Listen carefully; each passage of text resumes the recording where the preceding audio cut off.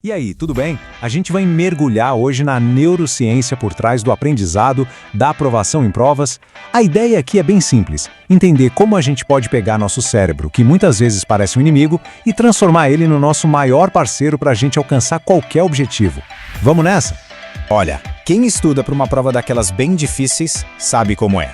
É uma luta constante contra a procrastinação, a falta de foco, aquela motivação que parece uma montanha-russa, mas a boa notícia é que isso não é uma falha de caráter, sabe? É um desafio biológico. É basicamente uma batalha contra a programação original do nosso cérebro. E o primeiro passo para virar esse jogo é entender como ele funciona. E aqui está o ponto central do problema. O nosso cérebro ele foi moldado ao longo de milênios para buscar recompensas que são rápidas, certas e que não dão muito trabalho. Agora pensa no estudo para um concurso. A recompensa é lá no futuro, não tem nenhuma garantia e o esforço é gigantesco. A conta simplesmente não fecha para o cérebro. Isso não é fraqueza, viu? Só significa que o jogo está no modo difícil. E para vencer a gente precisa de estratégias muito melhores. E a principal dessas estratégias não tá naquelas dicas de estudo que a gente vê por aí. Tá em algo muito mais fundo. No motor que move a gente. Vamos descobrir o que é que de fato sustenta o sucesso no longo prazo. Sabe aquela frase clássica de "o que importa é ter disciplina"? Pois é, a ciência mostra que a coisa não é bem assim. A disciplina não brota do nada.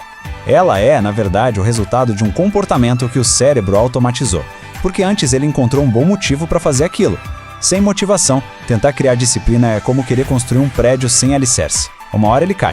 Então, fica a pergunta no ar. Se não é só uma questão de cerrar os dentes e ter força de vontade, que força invisível é essa que mantém a gente na trilha, dia após dia, correndo atrás de um objetivo que tá lá longe?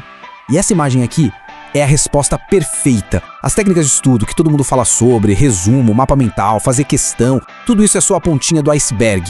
É o que todo mundo vê. Mas o que sustenta essa pontinha, o que está debaixo da água, é a motivação.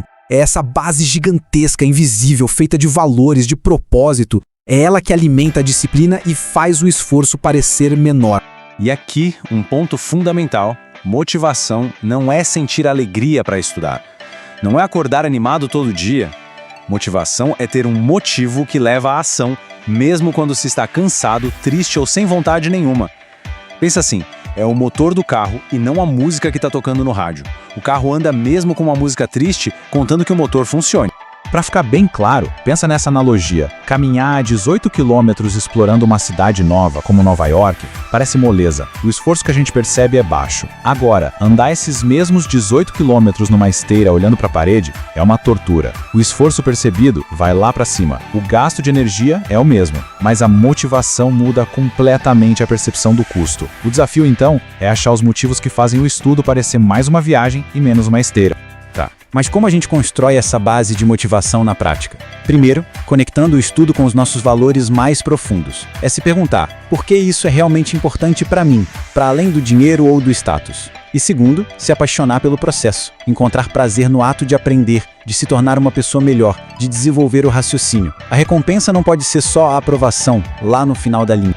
Só que tem um inimigo silencioso que pode destruir tudo isso: o estresse crônico. Viver nesse estado de alerta constante bagunça a química do cérebro e acaba com a nossa capacidade de sentir motivação. E os antídotos para isso a gente até conhece, mas muitas vezes ignora, né? Exercício físico, ter uma rede de apoio, cuidar da saúde mental e o básico do básico, dormir bem e comer direito. Ok, com a base da motivação bem firme, aí sim a gente pode começar a construir a disciplina. E a grande notícia da neurociência é que disciplina não é um dom, não é algo que uns têm e outros não. É uma habilidade que pode e deve ser treinada. Disciplina, na verdade, é quando um comportamento fica quase automático. É que toda vez que a gente pratica uma tarefa, as conexões entre os neurônios, as sinapses, ficam mais fortes. Com o tempo, o cérebro gasta cada vez menos energia para fazer aquilo, e a coisa flui. É exatamente o mesmo princípio de treinar um músculo na academia. No começo é difícil, depois fica mais fácil. E a prova de que isso não é só papo furado vem de um estudo famosíssimo com taxistas de Londres. Para tirar a licença lá, eles tinham que memorizar um mapa com umas 45 mil ruas. Era insano. Os cientistas escanearam o cérebro deles antes e depois desse treino. O resultado? Nos taxistas que passaram na prova, o hipocampo, que é uma área-chave para a memória espacial, estava visivelmente maior. O cérebro deles mudou fisicamente por causa do treino. Isso é incrível. Bom, a gente já viu a base. que é a motivação e como treinar o cérebro para ter disciplina. Agora, vamos para um dos fatores mais poderosos e que a gente mais esquece, que é o ambiente que está à nossa volta. Essa metáfora do carrinho de supermercado é simplesmente perfeita. Tentar estudar usando só a força de vontade é como empurrar um carrinho com uma daquelas rodinhas tortas, sabe? Você precisa gastar uma energia absurda para manter em linha reta. Qualquer descuido e pronto, ele já vira pro lado que a roda torta tá puxando. E o nosso ambiente hoje, com o celular, notificação, distração a toda hora, é uma roda muito, muito torta. Então a estratégia inteligente não é só empurrar com mais força, é consertar a bendita da roda. Isso significa dominar 3 ambientes. O físico, ter um lugar de estudo que seja minimamente organizado e sem barulho. O social, se cercar de gente que te apoia, que entende o seu objetivo. E o mais perigoso de todos, o digital. Gerenciar ativamente as redes sociais, que são verdadeiros ralos de energia mental.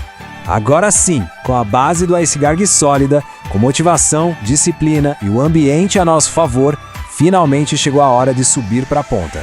Vamos ver quais são as técnicas de estudo que a ciência, de fato, comprova que funcionam. E vamos começar quebrando mais um mito. Um estudo importante mostrou que, em pessoas que não têm indicação médica, psicoestimulantes podem até dar uma sensação de que se está rendendo mais, mas a qualidade real do aprendizado, da compreensão profunda, na verdade cai. Ou seja, qualidade é muito mais importante que quantidade. 1 hora de estudo com foco total vale mais que 8 horas na base de estimulantes e sem absorver nada direito. Então, quais são as técnicas de alta qualidade? Um outro estudo de referência testou vários métodos. Lá no topo, disparado, está a revisão ativa. Em segundo lugar, fazer testes práticos simulados. E em terceiro, a elaboração, que é tipo criar mapas mentais, explicar a matéria para alguém. E um detalhe, reparar que reler a matéria nem aparece entre as mais eficazes? Pois é. E por que essa tal de revisão ativa é a campeã? Por causa do que a gente pode chamar de paradoxo do esforço. O ato de forçar o cérebro a lembrar de algo, a puxar a informação da memória e explicar com as próprias palavras. Esse esforço é o que cria as conexões neurais mais fortes e duradouras. É contraintuitivo, mas se o método de estudo parece meio difícil, desconfortável, é um bom sinal de que ele está funcionando. Ok, a gente já cobriu a motivação, o treino do cérebro, o ambiente e as técnicas de estudo. Parece que tá tudo aí, né? Mas tem uma camada ainda mais funda, uma batalha final que pode botar tudo a perder. São as nossas crenças centrais. Aquelas conclusões bem profundas que a gente tira sobre nós mesmos. E uma das mais comuns é a crença de incapacidade. Ela funciona como uma lente, um óculos que distorce tudo que a gente vê. Mesmo com as melhores técnicas, o melhor ambiente, se lá no fundo a pessoa acredita que não é capaz de passar, a mente vai dar um jeito de se sabotar.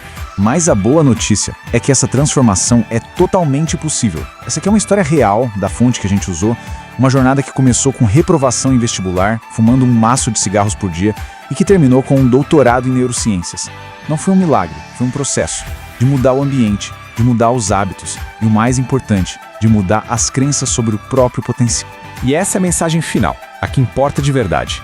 A capacidade de estudar, de ter foco, de ter disciplina, nada disso é um traço fixo da personalidade. É uma habilidade que se treina. O nosso cérebro não define nosso destino, de jeito nenhum. Ele é a ferramenta que vai levar a gente até lá. E como toda boa ferramenta, ela precisa ser cuidada, afiada e principalmente treinada.